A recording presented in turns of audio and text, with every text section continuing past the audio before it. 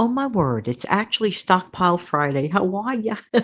Hey, this is Jana from New York City. I truly love helping people keep some of their own hard-earned money, and that includes yours truly. I am super, super excited to report to you that I kept $100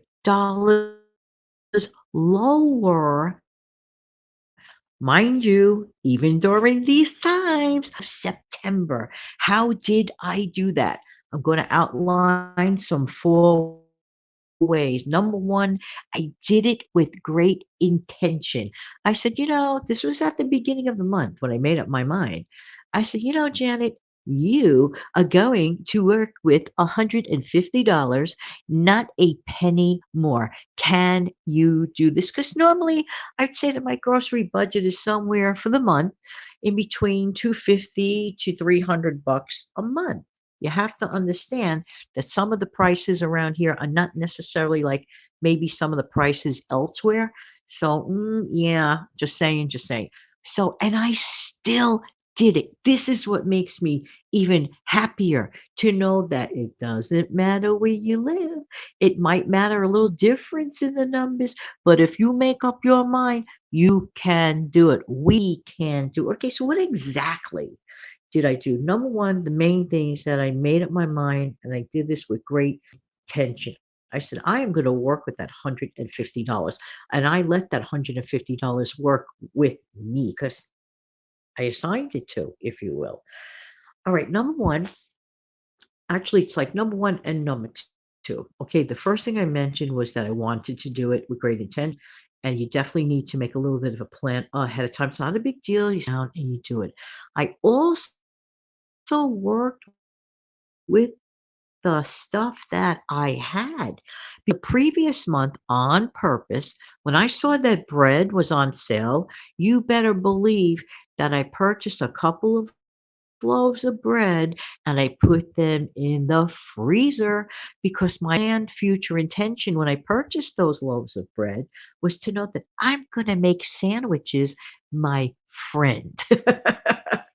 If you do a few sandwich nights during the week, it is a money saver. It is a time saver. And if you could eat, have sandwiches, do that. So yeah. Or if you have to have like a lower carb version, look for that. Or just maybe have one slice if you're not on any distinct plan. But anyway, this is what I did and it worked. So I purchased bread when it was on sale. I took advantage of the situation and I put them in the freezer. Okay, so that really helped having those breads for this is the month that in addition to that, okay, and I worked with $100 is now permitting you to go in there and use it somewhat. And that is what I did. So basically, I shocked my pantry and I am not afraid to use what I paid for. This is why it is there, okay? So I also had to go into my stockpile just for a couple of canned good items, for example, like tomato sauce and stuff to keep as staples. And it was a fun thing to do. And every time I walked out of there, my little bag, I said, this feels good because I'm not forking out any additional money. And also, I looked around. I was a bit of an inspector. And I said, so I'm going to look around my freezer and make the most valuable things out of that. The other thing is, I embraced my leftovers from the previous month that I froze. Please don't think of leftovers or I call them do overs because you can recreate a brand new meal out of nowhere. Create a brand new meal out of nowhere. Maximize what you already paid for. If you look at it this way and say, what, I paid for this, okay? I refuse. You say to yourself firmly, absolutely, money go down the drain and I will use up what I have. And guess what? We are gifted with the ability to be creative. And that includes even menu planning or meal planning, working with the stuff that you already have. Did I mention to you that I had picked up a couple of really gorgeous bell peppers? And this is a good trick, by the way. Bell peppers, good quality. I like the red ones, the orange ones, all the good ones. And they're just so tasty. So if you could get those on sale, you get them.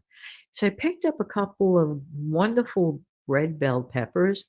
Oh my word. And all week I'm on this like red bell pepper kick. I'm just saying, just saying. Instead of using two eggs, this is a good trick to remember. One jumbo egg instead of two, medium or whatever you call those regular sized ones. It actually turned out to be more cost effective to get the jumbo eggs in my instance. And this also kept my bill down too, to be honest with you. So what I did was I sliced up my red bell peppers and I sauteed them into, little pieces with a little bit of onion, threw in all I needed was the one egg. I was so full, didn't need anything else. So full. And that's if you want to stretch it even further than that, you grab a potato and you saute your potatoes that way. These are just like making up a bunch of bulky kind of meals, different flavors, and make it a variety. Like not having the same old every single time. You know what I consider a treat? I don't know if you like this, but I do.